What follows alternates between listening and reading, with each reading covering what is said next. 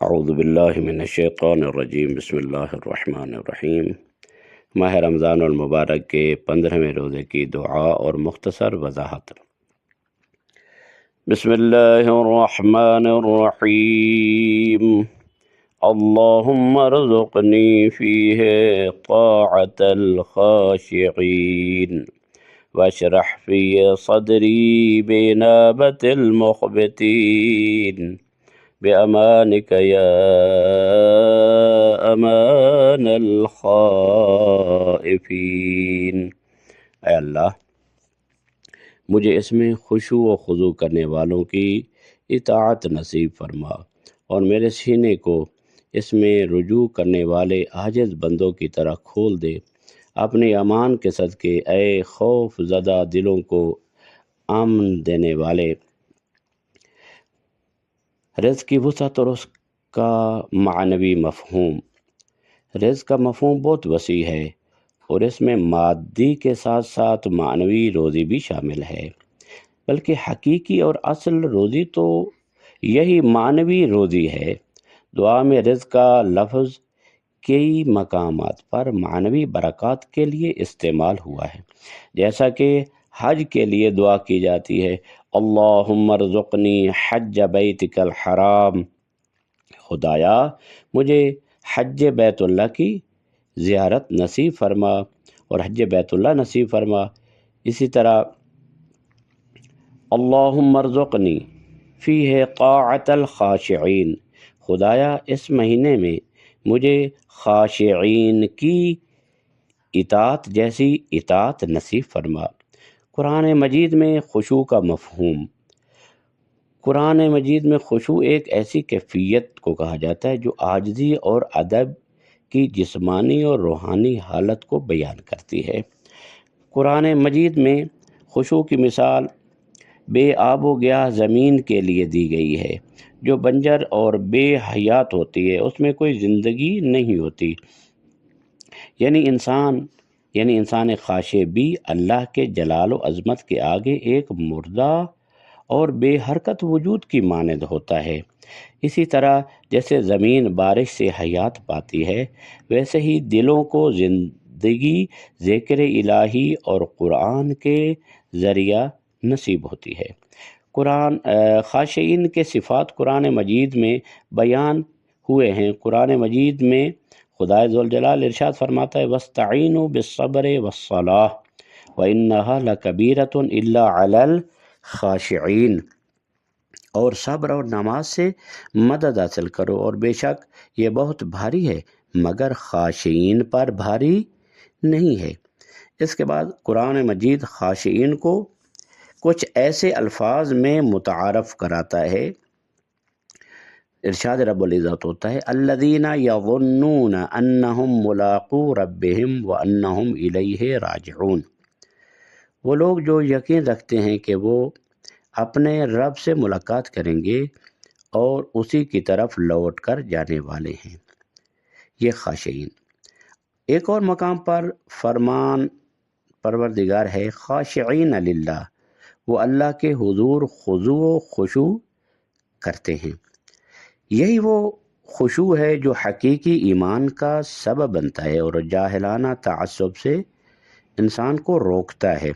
قرآن مجید میں مزید ارشاد رب العزت ہوتا ہے، وَقَانُوا لَنَا خَاشِعِينَ، اور وہ ہمیشہ ہمارے لیے خاشع رہتے تھے۔ یہ خشوع ادب اور خوف کے ساتھ ساتھ ایک ذمہ داری کا احساس بھی پیدا کرتا ہے، جس کی بنا پر خاشعین نعمتوں کے ملنے پر غافل یا مغرور نہیں ہوتے۔ وہ ہمیشہ عاجزی کے ساتھ محتاجوں کو یاد رکھتے ہیں اور نیکی کے کاموں میں سبقت کرتے ہیں۔ خشوع اور حقیقی بندگی پرہیزگاروں کی ایک نمایاں صفت ہے کہ وہ عبادات میں خشوع اختیار کرتے ہیں۔ قرآن مجید میں ارشاد پروردگار ہوتا ہے، قد افلح المؤمنون الذین هم فی صلاتہم خاشعون، یقیناً فلاح پائی ایمان والوں نے جو اپنی نماز میں خشوع اختیار کرتے ہیں۔ یہاں نماز پڑھنے کا ذکر نہیں کیا گیا، بلکہ نماز میں خشوع کا ذکر کیا گیا ہے، کیونکہ صرف نماز ادا کر لینا کافی نہیں، بلکہ اس میں خشوع کا ہونا ضروری ہے۔ یعنی گویا کہ خشوع نماز کی روح کے طور پر ہے۔ یہی وجہ ہے کہ امام علی علیہ السلام نے ارشاد فرمایا وَخُشُوعًا فِي عِبَادَتِهِ، یعنی ان کی عبادت خشوع و خضوع کے ساتھ ہوتی ہے۔ لیکن یاد رکھنا چاہیے کہ بعض لوگ ظاہری طور پر خشوع کا اظہار کرتے ہیں مگر دل میں اخلاص نہیں رکھتے، وہ صرف عوام کو متاثر کرنے کے لیے ایسا کرتے ہیں۔ ایسے افراد کا پردہ فاش ہو جاتا ہے، کیونکہ باشعور لوگ حقیقی اور مصنوعی خشوع کے درمیان بہت جلدی فرق کر لیتے ہیں، ان کو پتہ چل جاتا ہے۔ مخبتین کون ہیں؟ قرآن مجید میں مخبتین کا ذکر کیا گیا ہے، جو اخبات سے نکلا ہے، یعنی اخبات جس کے لغوی معنی ہموار اور وسیع زمین کے ہیں۔ پھر یہ لفظ اطمینان اور خضوع کے مفہوم میں استعمال ہونے لگا، کیونکہ ہموار زمین پر انسان سکون اور آسانی سے چلتا ہے۔ قرآن مجید میں مخبتین کے 4 بنیادی صفات کا ذکر کیا گیا ہے۔ نمبر 1، الذین اذا ذکر اللہ وجلت قلوبہم، وہ لوگ کہ جب اللہ کا ذکر کیا جائے تو ان کے دل کانپ اٹھتے ہیں۔ یہ خوف ہے، بلکہ یہ خوف بے وجہ نہیں، یہ جو لوگ اللہ سے ڈرتے ہیں بلکہ اس احساس سے پیدا ہوتا ہے کہ وہ اللہ کے حضور جواب دہ ہیں اور شاید ان سے کوئی کوتاہی سرزد ہو گئی ہے۔ دوسرے نمبر پر فالصابرین علی ما اصابہم، اور وہ مصیبت پر صبر کرتے ہیں۔ یہ وہ لوگ ہیں جو مشکلات کے سامنے جھکنے کے بجائے ثابت قدم رہتے ہیں اور شکوہ و شکایت کے بجائے صبر کا دامن تھامتے رہتے ہیں۔ نمبر 3، والمقیم الصلاۃ، اور جو نماز کو قائم رکھتے ہیں۔ اور چوتھے نمبر پر وَمِمَّا رَزَقْنَاهُمْ يُنْفِقُونَ، اور جو ہمارے دیے ہوئے رزق میں سے خرچ کرتے ہیں۔ یہ وہ لوگ ہیں جو نہ صرف اللہ سے مضبوط تعلق رکھتے ہیں بلکہ معاشرتی فلاح و بہبود میں بھی کردار ادا کرتے ہیں۔ توبہ اور وسعت صدر، بہت سے لوگ غلطی کے بعد بھی معافی مانگنے کو اپنے لیے آر سمجھتے ہیں، عیب سمجھتے ہیں، بلکہ بات تو الٹا حق بجانب نظر آتے ہیں۔ حقیقت یہ ہے کہ معذرت کرنا انسان کی اعلیٰ ظرفی اور وسعت صدر کی علامت ہے، وسعت صدر کی نشانی ہے۔ اگر لوگ حقیقت میں انکساری سے اپنی غلطیوں کو تسلیم کر لیں تو بہت سے مسائل جڑ سے ہی ختم ہو جائیں گے۔ نبی اکرم صلی اللہ علیہ وآلہ وسلم کی زندگی میں سوادہ کا واقعہ اس کی بہترین مثال ہے۔ سوادہ جس نے کہا تھا یا رسول اللہ آپ کی چھڑی میرے جسم پر لگی ہے، تو پیغمبر نے فرمایا آؤ پھر مجھ سے بدلہ لے لو، تو وہ ایک روایت کے مطابق پیغمبر نے کپڑا ہٹایا تو اس نے وہاں سے بوسہ دے دیا، تو پیغمبر نے وسعت صدری کا، وسعت قلبی کا مظاہرہ فرمایا، حالانکہ پیغمبر اکرم کو جا اور ایک عام آدمی کو جا، لیکن پیغمبر اکرم نے کتنا وسعت قلبی کا مظاہرہ فرمایا۔ تو یہ ایک مثال ہے وسعت صدر کی، کہ اگر وہ تو وہاں تو معاذ اللہ غلطی کا تصور ہی نہیں کیا جا سکتا نا، وہ چاہتا تھا کہ میں پیغمبر اکرم کے جسم مبارک کا بوسہ دے دوں، تو اس لیے اس نے کہا تھا۔